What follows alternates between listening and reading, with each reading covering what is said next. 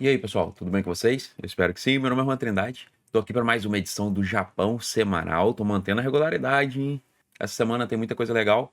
Mas antes de começar, gostaria de pedir para vocês curtirem o vídeo, se inscreverem no canal. Se quiser comentar qualquer coisa aí, isso ajuda demais. Porque fazendo isso, vai levar as novidades para vocês e para quem mais curte cultura japonesa, beleza? Então, bora pro vídeo.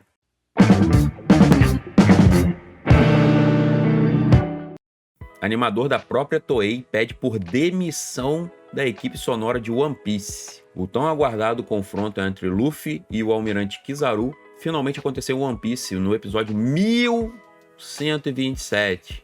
E o episódio está dividindo opiniões entre os fãs.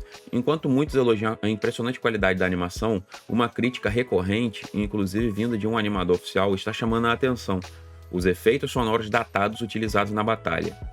O episódio em questão mostra uma animação bonita, feita por um animador que é o queridinho da internet. Porém, fãs agora estão discutindo, pois um outro animador que trabalha em One Piece está reclamando dos efeitos sonoros usados no anime. A polêmica começou quando o animador Rony criticou publicamente o time de som da série. Em um post que já foi deletado no Twitter, ele escreveu: "Acho que a Toei deveria demitir imediatamente a equipe de som de One Piece. Isso é trabalho não profissional." A declaração viralizou e trouxe à tona uma insatisfação antiga dos fãs. Os efeitos sonoros parece ter parado no tempo. Um fã disse: "Não entendo como One Piece pode ter uma animação tão absurda com efeitos sonoros tão ruins." Outro reclamou do uso repetitivo dos sons, usaram o mesmo som de espada umas 16 vezes seguidas. Você acredita que One Piece usa até hoje alguns efeitos sonoros de Dragon Ball Z? E isso gerou raiva entre os fãs. Um outro fã comentou: "Eles não são exatamente ruins, só estão fora do lugar e são usados em excesso." O designer de som Piccolo da Mayonnaise, conhecido por seu trabalho com Dragon Ball, opinou: "Os efeitos dos anos 90 são bons, mas usá-los assim em One Piece é um desperdício." Eu vou botar rapidinho aqui o original, cara, só para vocês entenderem. Olha isso.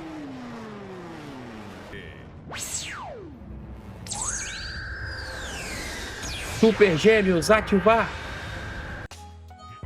Bom, já deu para pegar qual é o problema, né? Apesar disso, o episódio 1127 de One Piece segue sendo amplamente elogiado pela internet. A discussão se intensificou, mas por conta da opinião do animador mesmo. Para muitos, é o melhor episódio do arco Egghead até agora. E vocês, o que vocês acham? Se vocês quiserem ouvir mais, eu vou deixar o link aí na descrição. Cara, realmente tá datado. Os caras têm que se atualizar, cara, não é possível. 2025, os animadores se esforçando para fazer uma parada maneira, os caras metem um som da Hanna-Barbera lá dos anos 70. Enfim, bora pra próxima. Ele perdeu o save de Pokémon Red e gerou uma onda de comoção na internet. Independentemente da idade, todo jogador se lembra da primeira perda de dados de um jogo salvo. Seja um disco rígido de console, PC, corrompido, ou um cartão de memória de PS1 que repentinamente exibia blocos azuis de dados danificados. Os jogadores japoneses foram relembrados desses sentimentos dolorosos em 30 de abril, quando a reação dramática do autor Shinya Okada ao perder todos os seus dados salvos originais de Pokémon Red de 1996 foi capturada em um vídeo no YouTube. As expressões sociais de choque do autor e as demonstrações de compaixão dos fãs levaram o incidente a ser noticiado em veículos de notícias de entretenimento japoneses.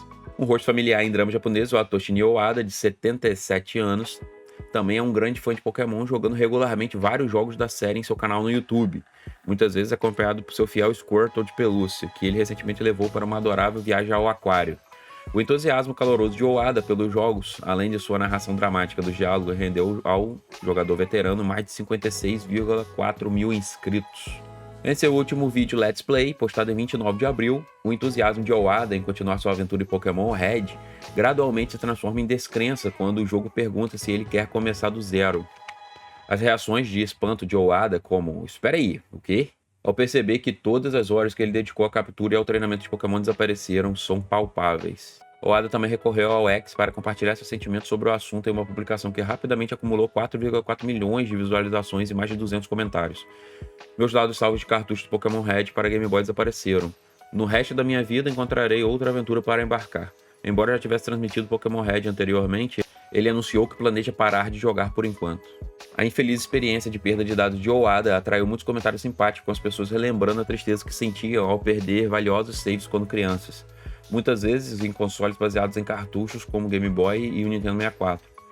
ou cartões de memória do PS1 e PS2. Como muitos comentários sugeriram, parece provável que a bateria do cartucho Pokémon Red para Game Boy de Okada finalmente tenha acabado, apagando seus preciosos dados salvos. Sem os benefícios do backup de armazenamento em nuvem, era muito fácil perder todos os dados do seu cartucho ou cartão de memória, se os contatos se desgastassem, você os retirasse do console muito rápido ou mesmo se olhasse para o console de forma errada.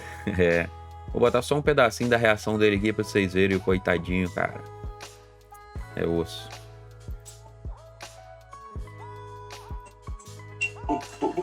どういう意味？どういう意味？こんにちは。大橋です。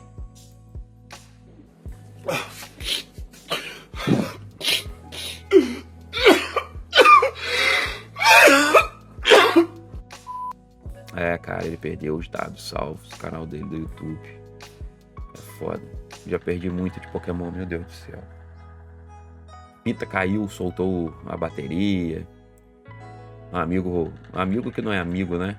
Era um colega de turma, puxou o cartucho com o bicho ligado. Enfim. Bora pra próxima. Estudante é resgatado no Monte Fuji 2 vezes em menos de uma semana. Um estudante universitário de 27 anos, natural da China e residente em Tóquio, se tornou protagonista de uma história inusitada no Monte Fuji. Após precisar ser resgatado 2 vezes em apenas 4 dias, o jovem foi salvo inicialmente no dia 22 de abril após sofrer com sintomas de mal da altitude e perder seus grampos de escalada próximos ao cume da montanha. Na primeira ocasião, o resgate foi tão complicado que precisou do auxílio de um helicóptero para removê-lo com segurança. Mesmo após esse susto, o estudante retornou ao local no dia 26 de abril não para tentar novamente a escalada. Infelizmente, o retorno não saiu como planejado. Próximo à 8ª estação da trilha Fujinomiya, a cerca de 3.250 metros de altitude, o estudante começou novamente a passar mal e foi resgatado mais uma vez, dessa vez por equipes da prefeitura de Shizuoka. Ele foi diagnosticado mais uma vez com um mal da altitude e levado até a 5ª estação da trilha, onde recebeu cuidados médicos. Mas aí você se pergunta, o que motivou a escalar o Monte Fuji 2 vezes em uma semana e ter sido resgatado 2 vezes? Basicamente, ele perdeu seu celular na montanha enquanto escalava pela primeira vez. Após ter sido resgatado, resolveu voltar para procurar o smartphone. O ditado japonês diz que é sábio escalar o Monte Fuji uma vez na vida, mas tolice fazer isso 2 vezes. Voltar pela terceira vez só faria sentido se for durante a temporada correta e, de preferência, sem novos incidentes. Galera. Olha o cara na maca ali, ó. Por causa do celular, é foda. O que tinha nesse celular, hein? Enfim, bora pra próxima. Essa aqui é interessante. Homem usa a câmera do Game Boy para fotografar carros. O resultado é nostálgico e incrível. O acessório da Nintendo, lançado em 1998, ganhou nova vida ao registrar super carros com visual pixelado. Aqui é um Game Boy, né? Com a câmerazinha dele. Um Game Boy estilizado, não sei se ele foi vendido desse jeito. E aqui tá uma das imagens de como fica, né, o resultado digital em uma era onde até os smartphones de entrada capturam imagens de altíssima qualidade, ou até mesmo óculos, como no caso do Ray-Ban Meta. Seria fácil supor que a Game Boy Câmera tivesse virado apenas uma peça de museu. Mas bastou um passeio nostálgico a uma exposição de carros, o portátil equipado com esse acessório da câmera, para que um usuário do Reddit reacendesse a chama de um gadget considerado por muitos como uma curiosidade esquecida da Nintendo. A câmera de 0,014 megapixels que virou sensação. A postagem veio do usuário Rainy Cobra 77982 no subreddit /Game Boy, sei lá que porcaria é essa. Ele compartilhou uma série de fotos tiradas com a Game Boy Camera durante a exposição automobilística. A princípio nada demais, mas quando as imagens começaram a circular, a reação da comunidade foi unânime. Aquilo não era só nostalgia, era arte em baixa resolução. Com apenas 4 tons de cinza e uma resolução de 138 por 112 pixels, ou seja, mero 0,014 megapixels, a câmera do Game Boy transforma qualquer cenário em uma composição pixelada com estética singular. Mas o que ninguém esperava é que esse estilo caísse como uma luva sobre os carros em exposição. O Game Boyzinho com a câmera. Esses pixels fazem justiça aos carros, comentou um usuário. Já The Crimson Toast admitiu, sempre achei a câmera do Game Boy meio ruim, mas esse post me fez mudar de ideia. Acho que entendi agora, conteúdo 10/10. Essa não é a primeira vez que alguém resolveu fazer esse resgate em relação à câmera do Game Boy. Deixei outro post abaixo, publicado há 2 anos, uma mulher compartilhou sua felicidade em fotografar usando um acessório. Porém, não quer mostrar. Aí o cara tirou várias fotos, né, de vários veículos. Aqui tem um outro, ó, que maneirinho. Fica bonitinho mesmo. Dá pra usar de ícone, sei lá, em algum jogo, em algum perfil que você queira. A estética limitada da câmera acabou se tornando sua maior força. O dithering pesado, aquela granulação criada para simular tons, foi celebrado por vários usuários. Todos esse dithering crocante, destacou Les Borg em tom elogioso. Outros ressaltaram o fator surpresa da combinação. Absolutamente lindo. O Switch 2 precisa de uma câmera como essa, brincou. O comentário mais curtido, feito por Carol Apo, resume o sentimento coletivo. Ideia sensacional, os carros ficaram incríveis. Já outro usa, Benzona, foi além e imaginou a cena no mundo real. Só consigo imaginar olhares curiosos que você deve ter recebido. Aí é que diz mais ou menos como as imagens foram digitalizadas, né? O cara usou um negócio que conecta o cartucho no PC e consegue reconhecer os dados. Um GB Kart, né? E é isso. Isso daqui é outra parada. E bora para nossa última notícia. Conheça o mangá que prevê o futuro e diz quando desastres vão ocorrer. Você já ouviu falar de um mangá que prevê o futuro? Segundo histórias, esse mangá previu um desastre natural com precisão. Essa é a história por trás de Watashiga Mitamirai, O Futuro que Eu Vi, da autora Ryo Tatsuki, cuja obra voltou a chamar a atenção recentemente com uma previsão preocupante para julho de 2025, cara. Já estamos em maio aqui, quando eu tô gravando esse vídeo. Conheça o mangá que prevê o futuro e diz quando os desastres vão ocorrer. Lançado originalmente em 1999, o mangá é baseado em sonhos que a Tatsuki afirma ter tido e anotado por anos em um diário. Embora a obra tenha passado despercebida por muito tempo, tudo mudou após o terremoto e tsunami que devastaram o Japão em março de 2011. Na capa do mangá, uma das páginas do diário exibe a anotação: um grande desastre em março de 2011. A coincidência fez com que o mangá ganhasse destaque e fosse divulgado por grandes emissoras de TV, criando um culto em torno das previsões da autora. A crescente fama, porém, também atraiu imitadores e impostores, o que a motivou a lançar em 2021 uma edição revisada e ampliada, Watashiga Mitamirai Kanzenban.